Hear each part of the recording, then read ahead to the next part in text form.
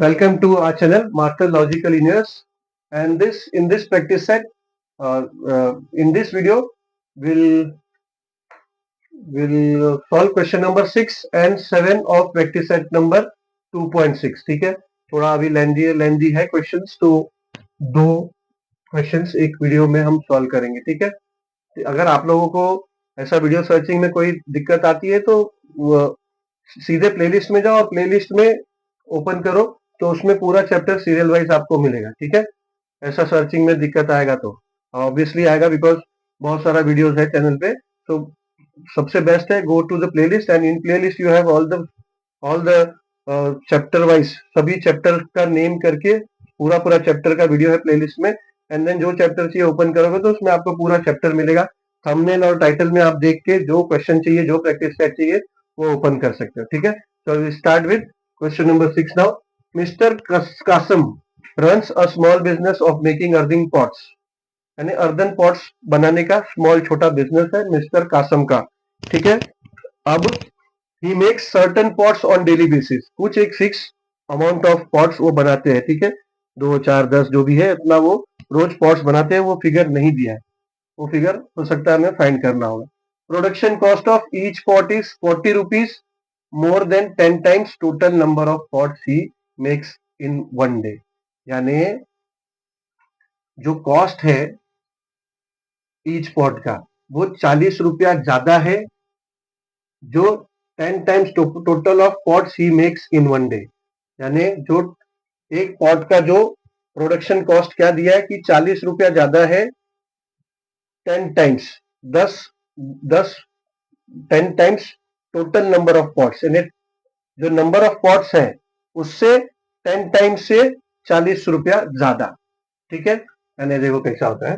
अभी आगे क्या पूछा है, if production cost of all pots per day is ₹600, यानी जितने वो पॉट्स बनाते हैं जितने भी, तो find the cost of one pot and number of pot he makes per day. ठीक है,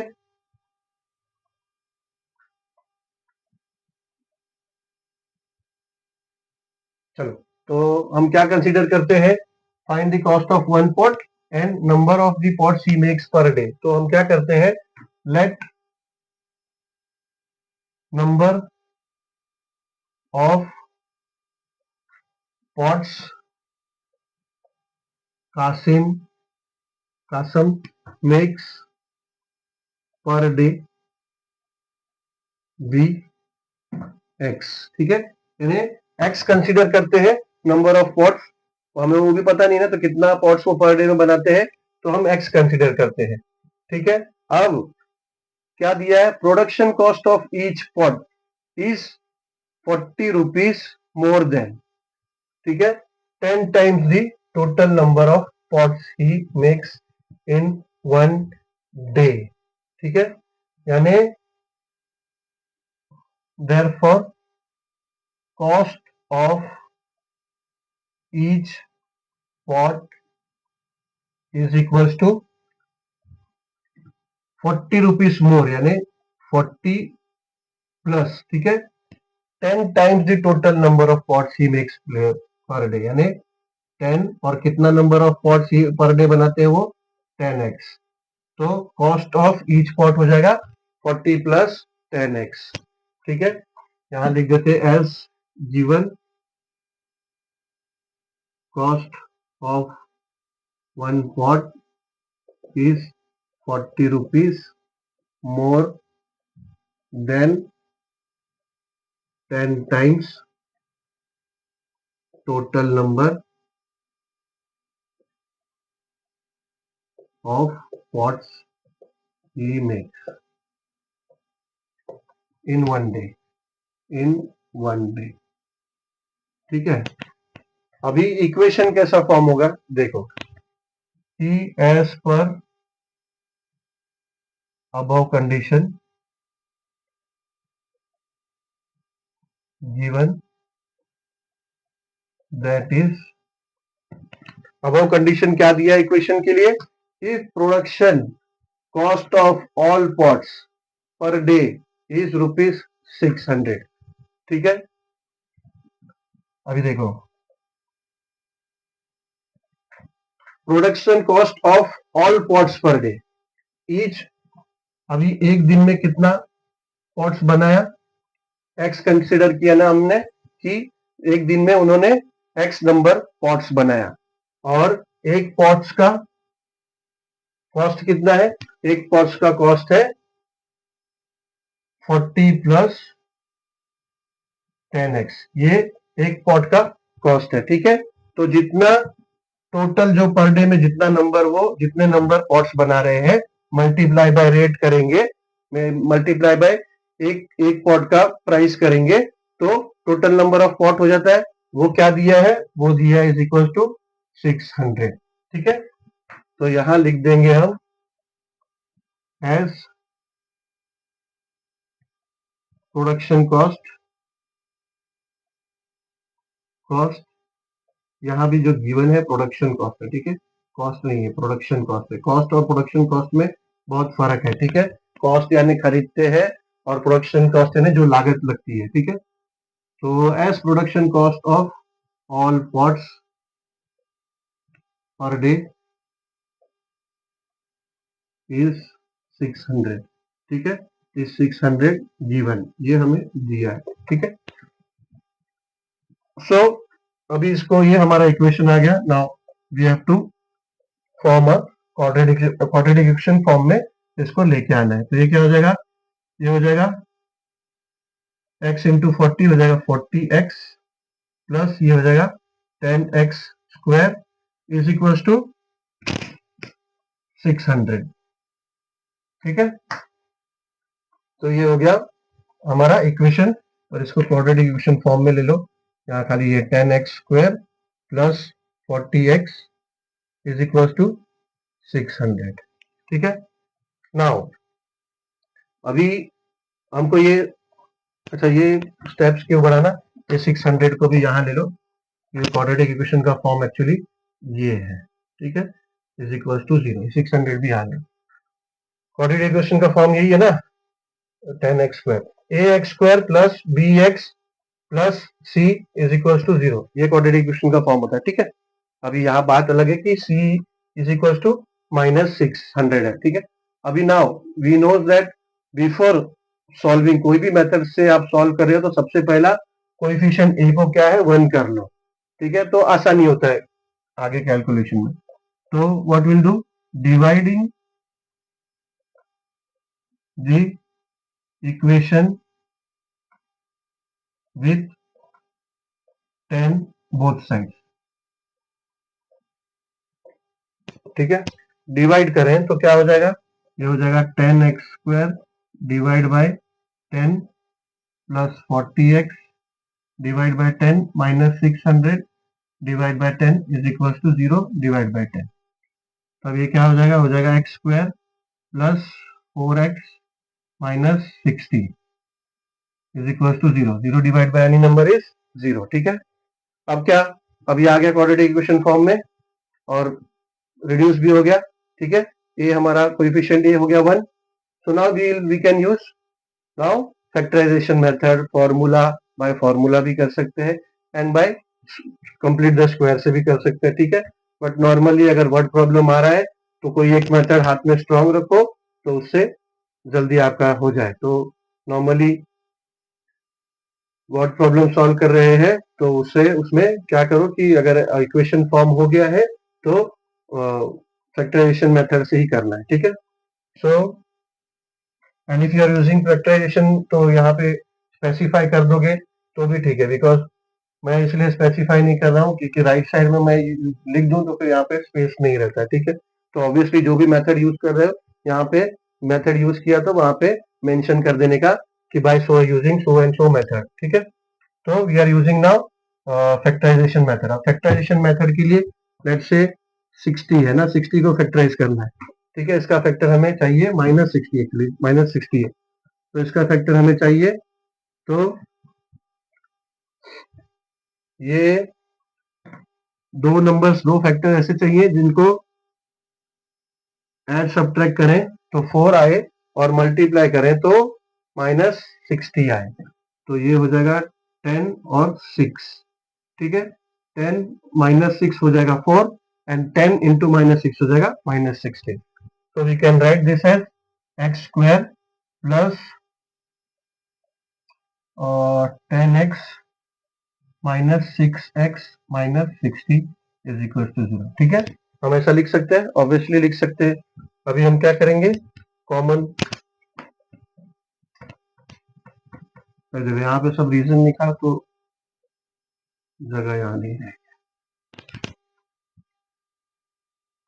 अभी ये हो जाएगा, ये क्या है, कॉमन लेंगे तो x कॉमन लेंगे तो ये हो जाएगा x प्लस 10. ठीक है, ये ब्रैकेट में आ जाएगा x plus 10 and then -6 common लेंगे. -6 कॉमन लिया तो x, अब ये माइनस कॉमन आ गया बाहर तो x प्लस, ये हो जाएगा x प्लस, माइनस कॉमन है तो ये माइनस प्लस हो जाएगा इधर का. ठीक है, अब ये 6 कॉमन आ गया इसमें से भी तो अंदर क्या बच जाएगा 10. ठीक है, 10 इंटू 6 60 होता है, 10 बाहर से 6 कॉमन आ गया तो 10 अंदर बच गया तो ये हो गया is equal to 0. So now x plus 10 common ले लेंगे तो अंदर क्या बच जाएगा x minus 6 is equal to 0. Now you can say that x plus 10 is equals to 0 or x minus 6 is equals to 0. x minus 6 is equals to 0. यहाँ भी एक रीजन देना होता है कि now as multiple of both two numbers is equals to 0. हमने already जब by using किया by using factorization method, वहां पे हम जैसा लिखते थे ना, if multiple of two number is equals to 0, then that means that any one is equals to 0. तो यार वहाँ यहाँ पे लिखना होगा. ठीक है, वो रीजन लिख के आगे का स्टेप करना चाहिए. ठीक है, तो अब ये हो जाएगा x इज इक्वल्स टू -10 और x इज इक्वल्स टू 6. ठीक है, therefore x is equals to -10 comma +6. ठीक है, बट x क्या है, x है number of pots he makes per day. तो अगर वो पॉट बना रहे हैं रोज तो इट कैनॉट बी नेगेटिव. ठीक है, so therefore number of pots cannot be negative. ऐसा बोल सकते हैं क्या, उधर -10 पॉट है, -15 पॉट है, नहीं बोल सकते ना. तो therefore number of pots cannot be negative. Therefore answer में होगा कि number of pots he makes per day. So number of pots Kasam makes per day is equals to 6 numbers. तो 6 नंबर पॉट्स वो बनाते थे. Now one more question is that find the cost of one pot. ठीक है, cost of one pot क्या था, क्या consider किया था हमने, cost of each pot is equals to 40 plus 10x. Therefore ये दूसरा पार्ट हो जाएगा cost of one pot is equals to 40 plus 10x is equals to 40 plus 10 into 6. So it will be equals to 40 plus 60 is equals to 100 rupees. ठीक है, तो cost of one pot will be 100 rupees. ठीक है, चलो question number 7 करते हैं. दो question करके करेंगे because now the questions are lengthy. So clip जो है हमारा काफी बड़ा हो जाता है, then we face technical problems in uploading. चलो will do question number 7 now. चलो सॉल्व करते हैं question number 7. Prateek takes 8 hours to travel 36 kilometre downstream and return to same spot. The speed of boat in still water is 12 kilometre per hour. Find the speed of water current. ठीक है, अभी यानी क्या होता है कि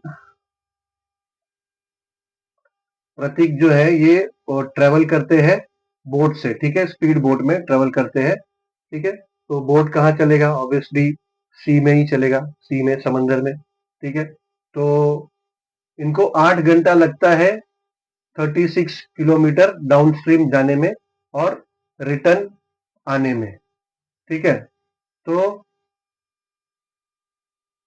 the speed of the boat in still water is 12 kilometre per hour, then find the speed of water current. जो boat का स्पीड है वो 12 किलोमीटर पर आवर है, तो बोल रहे हैं कि find the speed of water current. पहले ना क्वेश्चन को अच्छे से समझते देखो। मान लो कि ये समंदर है, ठीक है, समंदर है, और speed of boat in still water is 12 kilometre. समंदर का एक बिहेवियर होता है, हाई टाइड लो टाइड ऐसा करंट होता है उसमें, ठीक है, उसको करंट बोलते हैं। तो ये जो पूछा है ना find the speed of current, तो उसको करंट होता है समंदर में। एक समय हाई वाटर होता है, एक समय लो वाटर रहता है। ये दिन में ऐसे 4 बार होता है, लो वाटर हाई वाटर, लो वाटर हाई वाटर, ठीक है। आपने देखा होगा, अगर कभी ध्यान दिया होगा तो ये जो फिशिंग बोट्स होते हैं ना, ये लोग जब भी लो वाटर होते हैं, यानी पानी जब समंदर की तरफ जाता है, तो उस समय करंट कहाँ रहता है, समंदर की तरफ, ठीक है, समंदर की तरफ जाता है करंट। तो ये लोग उस समय निकलते हैं, जाते हैं फिशिंग करने, ताकि इनको क्या एडवांटेज मिलता है स्ट्रीम का, तो वो उनके लिए डाउन स्ट्रीम होता है। उनके लिए वो डाउन स्ट्रीम है, क्योंकि वो भी मछुआरे क्या करते हैं, मछुआरे भी उसी समय समंदर में जाते हैं, तो उनका उसमें क्या होता है, फ्यूल बच जाता है, और वो जल्दी से कम समय में जहां भी जाना है फिश पकड़ने के लिए, उनको फिश कैच करने के लिए वहां जल्दी पहुंचाते हैं, तो वो उनके लिए वो डाउन स्ट्रीम होता है, ठीक है। ऐसे ही अगर समझो किसी को जल्दी आना है, कोई कोई कुछ काम है तो जल्दी भी आ जाते हैं, तो उसी समय अगर वो अगर वापिस यही करंट जो समंदर की तरफ चल रहा है, तो वो अगर उसी समय वो आना चाहे तो वो उनके लिए अपस्ट्रीम हो जाता है, यानी वो करंट का उनको इफेक्ट होता है, उनका स्पीड रिड्यूस हो जाएगा, क्योंकि करंट ऑपोजिट साइड में है और वो यहाँ पे आ रहे हैं लैंड की तरफ, सिटी की तरफ या फिर गांव की तरफ जहां से वो निकले, वो वापिस आ रहे हैं, ठीक है। तो वो उनका स्पीड कम हो जाएगा, तो उसके लिए वो क्या करते हैं मछुआरे, फिर बाद में कुछ समय बाद, यानी लगभग लगभग 5 से 6 घंटा लगता है, ठीक है, और 3 से 4 घंटे का लगभग आपका वो उनको वो उस तरफ का करंट रहता है, स्ट्रीम रहता है, यानी लो वाटर समझो रहता है, और उसके बाद वाटर स्टिल हो जाता है। तो या तो वो स्टिल वाटर में आए, स्टिल वाटर में उनको ओरिजिनल स्पीड मिलता है, एक्चुअल जो बोट का है उनका इंजन का जो स्पीड है ना, वो एक्चुअल स्पीड मिलता है, जो यहाँ पे लिखा है ना कि speed of the boat in still water मैंने थमा हुआ है पानी, ठीक है, एकदम शांत जब समुद्र रहता है, तो वैसे उस पोजीशन में ऐसे समंदर में 12 किलोमीटर पर आवर बोट का स्पीड है, ठीक है। तो अगर वो स्पीड में कोई आ जाए तो उनको ओरिजिनल स्पीड मिलेगा, ठीक है, ना डाउन स्ट्रीम मिलेगा ना अपस्ट्रीम मिलेगा। मगर ऐसा ना करके अगर वो ऑपोजिट करंट में आए, यानी अपस्ट्रीम में अगर आए, तो उनका स्पीड कम हो जाता है, ठीक है। तो अगर वैसे तो वो लोग क्या करते हैं, वो लोग फिर से जब उल्टा हो जाता है, यानी जब टाइड हाई वाटर हो जाता है, यानी जब समंदर से पानी शहर या गांव या बीच की तरफ आता है, तब आते हैं, तो फिर उनको करंट फेवर में मिलता है, तो उनका स्पीड बढ़ जाता है, ऐसा कर। बट राहुल, ये जो यहाँ प्रतीक प्रतीक के कंडीशन में ऐसा नहीं है। प्रतीक के कंडीशन में वो बोल रहे हैं कि वो उनको 8 घंटे लग रहा है, ठीक है, 36 किलोमीटर डाउन स्ट्रीम और रिटर्न वापिस आने के लिए। तो अगर राहुल जाएंगे, अगर उनको ऐसे जाएंगे डाउन स्ट्रीम में, तो डाउन स्ट्रीम में अगर जाएंगे तो उनको पॉजिटिव स्पीड मिलेगा, एक तो ये डाउन स्ट्रीम में पॉजिटिव स्पीड मिलेगा, एक तो जो 12 किलोमीटर पर आवर उनका बोट का जो स्पीड है वो मिलेगा, प्लस उनको पुश मिलेगा, ठीक है, डाउन स्ट्रीम है तो उनको करंट का पुश भी मिलेगा। बट जब वो आएंगे वापस रिटर्न आएंगे वो, ठीक है, अब उतना समय तो नहीं है, 8 घंटे में ही उनको जाना आना है, 8 घंटे में तो वापिस उनको हाई वाटर नहीं मिल रहा है कि वापिस उनके लिए वो डाउन स्ट्रीम हो जाए। तो जब वापिस आएंगे तो वो आएंगे तो फिर ये अपस्ट्रीम हो जाएगा, अपस्ट्रीम यानी वो इस तरफ से आएंगे, ठीक है, ऐसे आएंगे, अगर करंट तो अभी भी वैसे ही है, तो उनके लिए अब ये अपस्ट्रीम हो जाएगा, ठीक है। तो यहाँ पे उनका स्पीड रिड्यूस हो जाएगा, माइनस हो जाएगा, नेगेटिव हो जाएगा, ठीक है। अब उनको अगर 8 घंटा लग रहा है टोटल आने जाने में, तो स्पीड ऑफ वाटर करंट क्या है, ये हमसे पूछा है, ठीक है। तो हम क्या करते हैं, solution, let the speed of water current be x. ठीक है, वाटर करंट का स्पीड हमें फाइंड करना है, तो हम क्या करते हैं, चलो ये रखते हैं, ये आप लोग, तो let the speed of water current be x. ठीक है,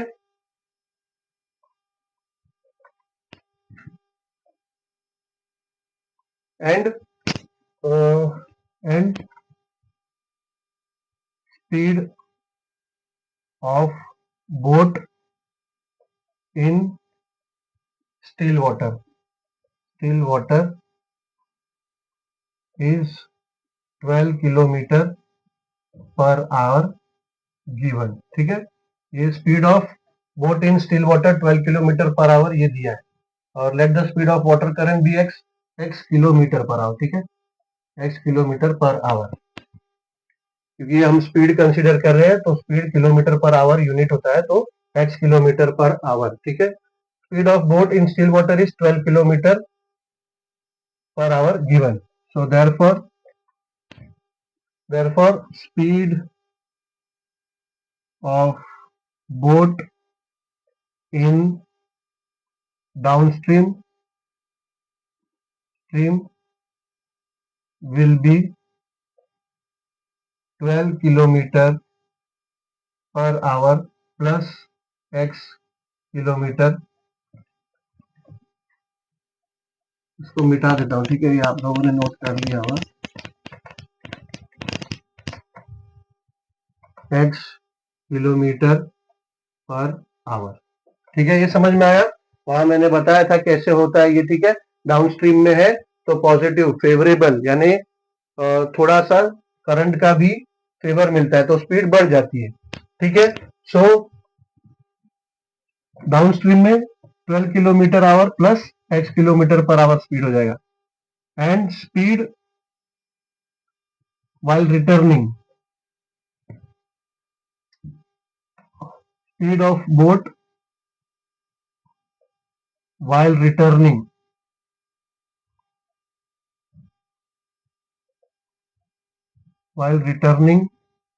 in upstreams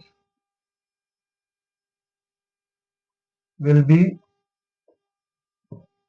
12 kilometer per hour minus x kilometre per hour. ठीक है, बोट का स्पीड क्या हो जाएगा, जब आप स्ट्रीम में आएंगे तो करंट इफेक्ट करेगा, तो जो करंट का स्पीड होगा उतना घट जाएगा, तो बोट का स्पीड घट जाएगा, तो कितना घटेगा वो हमें पता नहीं है, एक्स कंसिडर किया है तो एक्स किलोमीटर पर आवर। ठीक है, अब देखो इक्वेशन बनाने के लिए, ना इन्होंने दिया है कि 8 आवर्स, ये 8 आवर्स जो है ना टाइम के हिसाब से, तो टाइम से इक्वेशन बनेगा। ठीक है, अब जो टाइम है एग्जैक्टली हमें दोनों का अलग अलग टाइम पता नहीं है, वो रिटर्न टोटल जाना आना दोनों का टाइम रिटर्न 8 आवर्स है। ठीक है, तो टाइम दोनों का डिफरेंस कैसा निकलेगा, देखो हमें ये पता है कि स्पीड इज इक्वल्स टू क्या होता है, डिस्टेंस अपॉन टाइम। ठीक है, तो ये फॉर्मूला है, speed is equals to distance upon time. तो अब ये टाइम यहां लिख सकते हैं, ये स्पीड यहां लिख सकते हैं, so therefore time will be equals to distance upon speed। ठीक है, अभी टाइम देखो, टाइम का रिलेशन आ गया, अभी क्या होगा, ये हमें पता चल गया कि time is equal to distance upon speed होता है। तो अभी हम क्या करेंगे, for downstream time required is equals to, ठीक है, डिस्टेंस कितना है, डिस्टेंस क्या बोले कि 8 hours to travel 36 kilometre downstream, यानी सिर्फ डाउनस्ट्रीम ही जाने में 36 किलोमीटर है, एंड कम बैक, मतलब कम बैक के लिए भी 36 है, यानी टोटल 72 है, मगर डाउनस्ट्रीम के लिए कितना है 36, तो डिस्टेंस कितना हुआ 36 फॉर डाउनस्ट्रीम अपॉन स्पीड। अभी स्पीड क्या आया हमारा डाउन स्ट्रीम में 12 किलोमीटर प्लस, यानी 12 प्लस एक्स, ये डाउन स्ट्रीम में आया, ठीक है। एंड फॉर अप स्ट्रीम्स, ये क्वेश्चन है ना, एस्ट्रिक मार्क है, ठीक है, इंपॉर्टेंट है, थोड़ा ध्यान दो। For up streams time required क्या हो जाएगा, 36 है डिस्टेंस, स्पीड है 12 माइनस एक्स, ठीक है।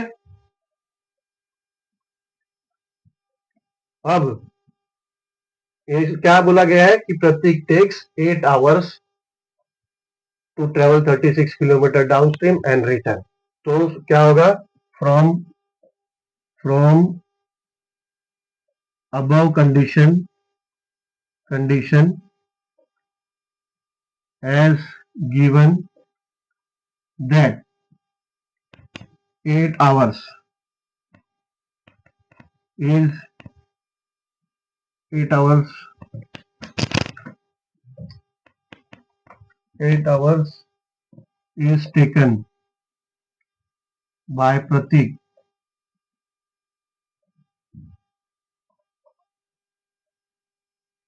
to go downstream and return back.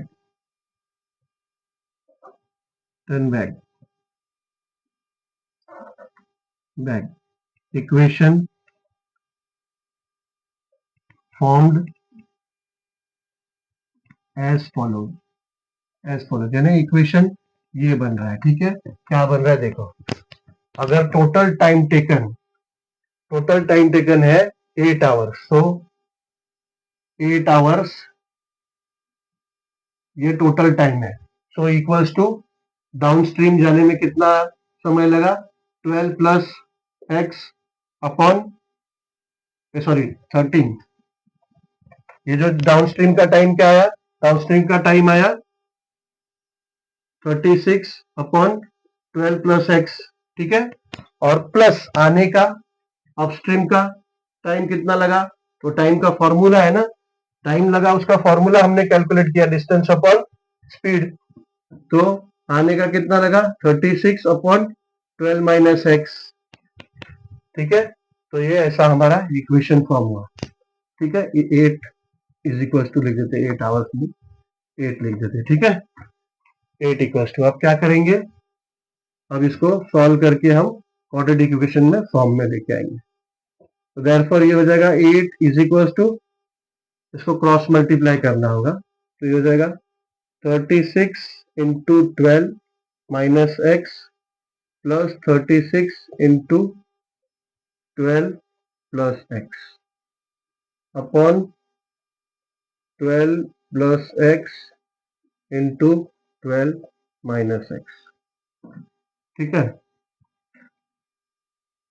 तो हो जाएगा देयरफॉर 8 इक्वल्स टू, अभी हम लोग मल्टीप्लाई नहीं करते, स्प्लिट करके रखते हैं, देखते आगे कुछ आसानी हो सकता है। 36 इंटू 12 हो जाएगा 36 इंटू 12 माइनस 36 एक्स, ठीक है, प्लस 36 इंटू 12 हो जाएगा 36 इंटू 12 प्लस 36 एक्स, ठीक है। इसको मल्टीप्लाई करने का जरूरत नहीं, देखते हैं कुछ आसानी कुछ होगा बाद में, ठीक है। देखो ये हो जाएगा a प्लस बी और a माइनस बी, और a plus b a minus b क्या होता है, वो हो जाता है a square minus b square. तो इसको हम 12 स्क्वायर माइनस एक्स स्क्वायर लिख सकते हैं, ठीक है। अब ये 36, ये 36 एक्स माइनस और 36 एक्स प्लस, ये दोनों कट हो जाएगा, ठीक है ना। माइनस 36 एक्स है प्लस 36 एक्स है, तो therefore 8 is equal to 36 into 12 minus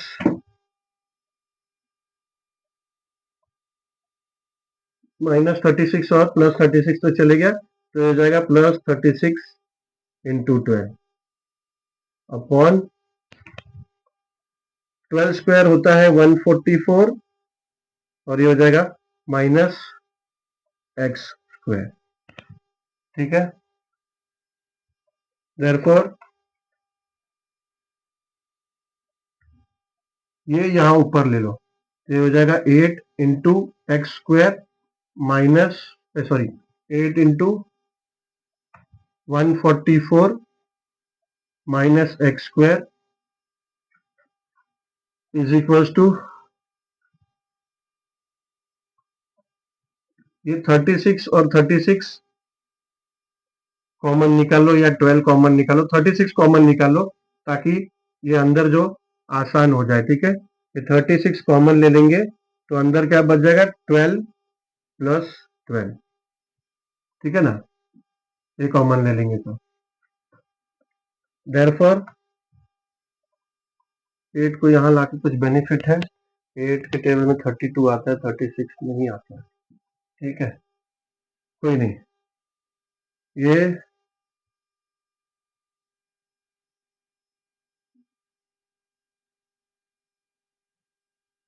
8 into 144, 144 into 8, 8 4 are 32 and 8 4 are 32, 35, 8 1 are 8 and 3 11, तो हो जाएगा 1152 minus 8x square is equals to 36 into 12 plus 12 हो जाएगा 24, ठीक है।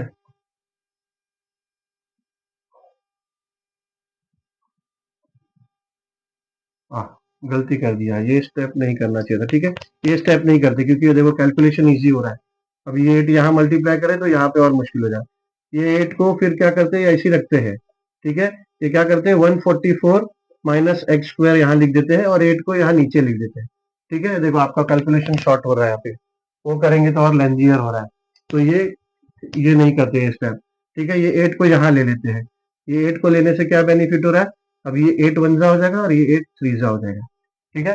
इसलिए मैं बोला था कि कैलकुलेशन नहीं करते हैं ताकि वो कुछ ना कुछ शॉर्ट होएगा। अभी मैं इतना पार्ट ये मिटा देता हूँ, होप सो आप लोगों ने ये नोट कर लिया हो, ठीक है। अभी यहाँ करते हैं, थोड़ा स्लो स्लो जा रहा हूँ ऑब्वियसली बिकॉज कैलकुलेशन भी लेंथी है, समझना भी थोड़ा थोड़ा टाइम ले गए, ठीक है, समझो अच्छे से। तो देयरफॉर ये हो जाएगा 144 minus x square is equal to 36 into 3, ठीक है। आप देखो कितना आसान हो गया मल्टीप्लाई करना, वो मल्टीप्लाई करके बहुत लेंथी हो जाता है, ठीक है। चलो अब ये 36 इंटू 3 कर लेते हैं, 3 6 18 एंड 3 3 9 और ये 10, 108, तो देयरफॉर ये हो जाएगा 144 minus x square is equals to 108, ठीक है। ये क्या करते हैं पूरा इक्वेशन शिफ्ट करके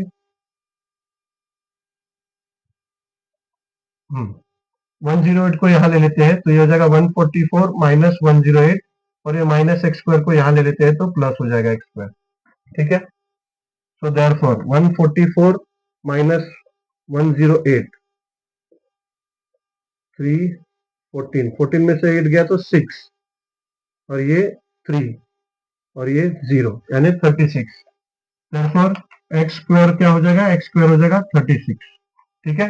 ये ऐसा एक स्टेप मैंने रिड्यूस कर दिया, ऑब्वियसली ऐसा कर सकते हैं पर आप लोगों को समझने में दिक्कत ना हो। देखो 36 is equal to x square हो गया, अभी पूरा का पूरा इक्वेशन शिफ्ट कर देता हूँ, x square is equal to 36 हो जाएगा, ठीक है।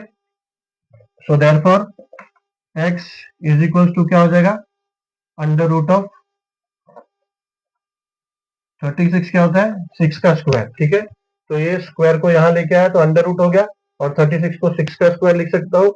अब ये स्क्वायर कट और अंडर रूट कट, तो फिर क्या हो जाएगा x is equal to plus or minus 6 हो जाएगा, या फिर आप लिख सकते हो x is equal to x is equal to plus 6 और माइनस 6, ठीक है, बिकॉज माइनस 6 का स्क्वायर भी 36 होता है और प्लस 6 का स्क्वायर भी 36 होता है। So we are not sure whether it is minus 6 और प्लस 6, ठीक है, मगर ये 6 क्या है या फिर माइनस 6 क्या है पहले वो देखना है। Find the speed of water current, ठीक है, तो speed of water current minus में नहीं हो सकता, ठीक है। स्पीड ऑफ वाटर करंट हमेशा पॉजिटिव में होगा। वो बात अलग है कि कभी हमको फेवरेबल होगा, कभी हमारे अगेंस्ट में होगा, मगर स्पीड ऑफ करंट कभी अलग तरफ होगा, कभी अलग तरफ होगा, मगर होगा पॉजिटिव में।